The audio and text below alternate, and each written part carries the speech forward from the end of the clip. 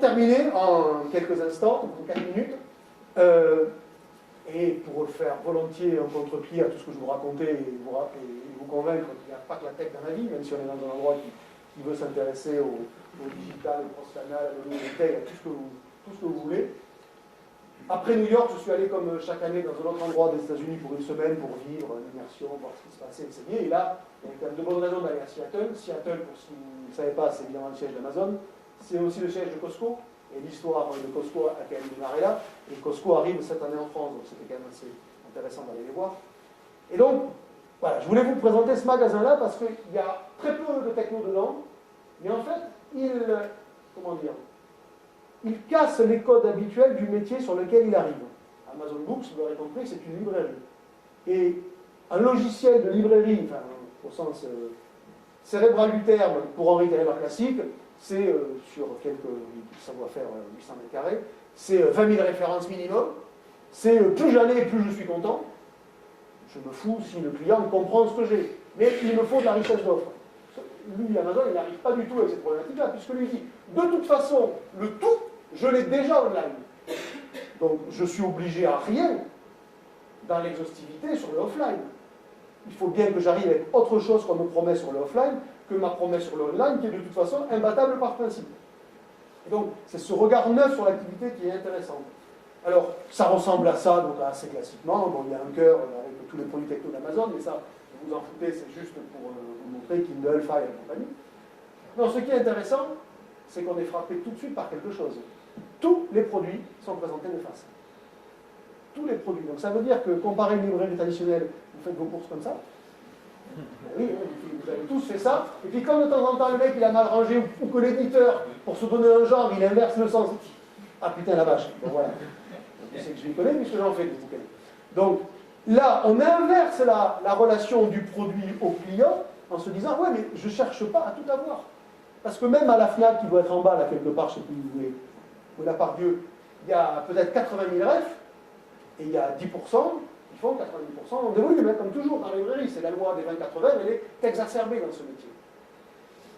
Donc ça sert à quoi d'avoir la totalité de l'offre si c'est pour rendre l'offre illisible, ce qui est un mauvais signe pour les bouquins, et incompréhensible. Donc, premier élément de surprise, c'est quand même ça. Et donc, tout, absolument tout, est présenté comme ça. Après, c'est la double matrice de rangement, de merchandising, de compréhension de l'offre. Vous avez une approche très verticale, classique en librairie, par centre d'intérêt. L'entertainment, la cuisine, les polars, l'actualité, les essais économiques, les essais philosophiques, enfin bon, le truc archi-classique. Ça, c'est pas très original. Mais vous avez, pour tous les bouquins présentés, je dis bien pour tout, vous avez un enrichissement de l'offre par de l'avis. Alors, anecdotique, parce qu'il n'y en a qu'un qui est écrit, mais vous avez le système d'énotation qui est repris du site. Donc ça veut dire que vous avez un premier élément de caution sur le bouquin, et dire, ben, ça, il y a eu 4,8, et il y a 26 000 avis. Ah oui, donc là, ça commence à être robuste. Alors, je ne dis pas qu'on a tous les mêmes goûts, mais un truc qui a eu 4,8 sur 27 000 avis, bon, c'est vous qui allez passer pour un con si vous ne l'aimez pas. C'est un peu caricatural, je l'accorde, mais c'est ça l'idée. Ça veut dire, on est dans une double réassurance de la vie. Mais ensuite, et c'est ça la deuxième matrice, à cette verticalité par centre d'intérêt, vous avez une forme d'horizontalité au sein de chacun des univers qui font ressortir des bouquins pour quelque chose. C'est-à-dire, regarde ça, il y a un intérêt. Là, l'intérêt, c'est une partie de la sélection des 100 bouquins qu'il faut avoir lu une fois dans sa vie. C'est-à-dire, je crée des aspérités d'offres. Lorsqu'en général, dans une librairie, vous avez de la verticalité de thème, là, vous avez de l'aspérité d'offres en disant, regarde ça, ça fait partie des bouquins qu'il faut avoir lu une fois dans sa vie. Il n'y en a pas qu'un, il y en a plein, mais je vous les montre rapidement. Ça, dans le rayon polar, c'est les véritables crimes. C'est pas pareil, non mais c'est pas grave, il faut pas être offusqué. Vous avez le nouveau détective aussi, ça vous intéresse, toutes les semaines chez les marchands de journaux. Mais c'est pour vous illustrer le fait que vous avez la capacité, et en tous les cas, eux ne s'interdisent pas de donner une forme d'aspérité. Alors, on dit, ben ouais, dans les polars, t'as les véritables crimes. C'est pas pareil que des trucs imagés. Le mec qui aime un peu le gore, il va se retrouver là-dedans parce que ça va faire, non, c'est bon ça, parce que c'est du vrai. Vous avez les trésors cachés des auteurs connus, par exemple. C'est-à-dire, en gros, là, on vous fédère quelque chose. Ah, tiens, je ne savais pas que lui, il faisait. Voilà.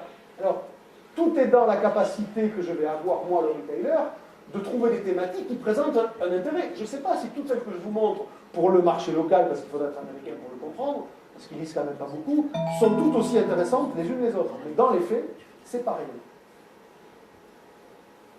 Là, tous les bouquins qui sont notés au moins 4,8 sur 5, évidemment. Là, vous avez une logique, vous savez, qui est très commune sur les sites internet. C'est t'as acheté ça, il est probable que tu aimes ça. Donc là, c'est, je pars d'un bouquin qui a été un carton de librairie aux États-Unis, 0 to 1. Si tu as aimé ça, eh bien, il est fort probable que tu aimes tous les bouquins de cette TG. C'est la recommandation qu'on voit dans le monde offline, dans le monde online, pardon, appliquée au offline.